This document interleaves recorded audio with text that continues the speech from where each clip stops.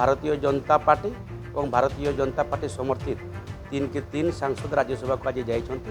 तेणु मु बहुत खुशी अच्छी कांग्रेस आउ कि बीजेडी विधायक मैंने कौन एपट सेपट भोट देइछन्ति बोली दिलीप राय जी नेतृत्व देखिक भोट देइछन्ति। स्वतंत्र मैंने भोट देवार अधिकार समस्त अच्छे जे जहाँ भल पाला सी भोट दिए तो से दे पारती। मो नजर सेमती किसी ना ओडिशार बृहत स्वार्थपाई गणतंत्र विधायक मान गोटे भोट देवार गोटे अधिकार रही तो से क्या भोट देते न देते से किसी आम टिप्पणी किसी देवार ना किंतु निश्चित भाव में भारतीय जनता पार्टी और भारतीय जनता पार्टी समर्थित 3 के 3 सांसद राज्यसभा को आज जाइछन्ति।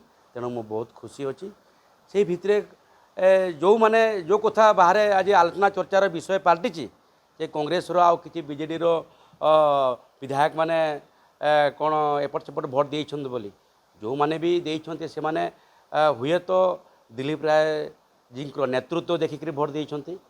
गणतंत्र मैंने भोट देवार अधिकार समस्त अच्छे जे जहाँ भल पाला सी भोट हुए तो से दे पारती। ये दल मत किसी देखबार किसी आवश्यकता ना तो बहुत खुशी अच्छी आज ओडिशारू 4 जन राज्यसभा को दिल्ली जाइछन्ति।